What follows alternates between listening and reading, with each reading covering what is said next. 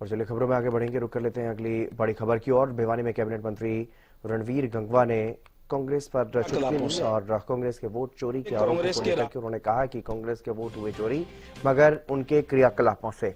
सत्ता में रहते हुए कांग्रेस ने लोगों की जमीनें लूटी, नौकरियों को बेचा। कांग्रेस मंथन करे कि वोट चोरी क्यों हुए।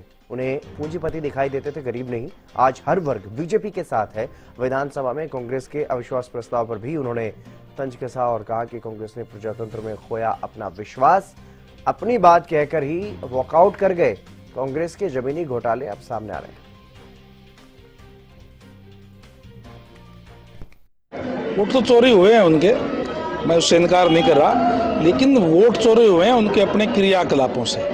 जिस तरीके से कांग्रेस के राज में जो उस समय में जो किसानों की जमीन लूटी गई, युवाओं की नौकरियां बेची गई, आज वो लोग जो है वो सारे के सारे भारतीय जनता पार्टी के साथ आकर के खड़े हो गए। उनको दिखाई देता है कि वोट चोरी हो गए।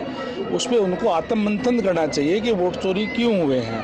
उस पर आत्ममंथन नहीं करते, बल्कि क्योंकि जब भी प्रदेश के अंदर, इस देश के अंदर कांग्रेस की सरकार बनी है और लंबे समय तक उन्होंने राज किया है, उस समय केवल उन्होंने ये कह करके वोट हासिल करने का काम किया कि कांग्रेस का तो गरीब के साथ। लेकिन जब सत्ता में आ जाते थे तो केवल और केवल उनको पूंजीपति दिखाई देते थे, वो गरीब दिखाई नहीं देता था। आज चाहे वो किसान है, चाहे व्यापारी है, चाहे एससी है, चाहे बीसी है, सारे के सारे इकट्ठे होकर के आज भारतीय जनता पार्टी के साथ है। और इसीलिए लगातार इस प्रदेश के अंदर भी, देश के अंदर भी भारतीय जनता पार्टी की सरकार बनी है। भूपेंद्र सिंह हुड्डा जी तो कैसे काम कर रहे हैं, वो 10 साल तक इस प्रदेश के मुख्यमंत्री रहे हैं। लेकिन जैसे मैंने कहा, कांग्रेस पार्टी प्रजातंत्र है, प्रजातंत्र के अंदर लोगों का विश्वास खो चुकी है।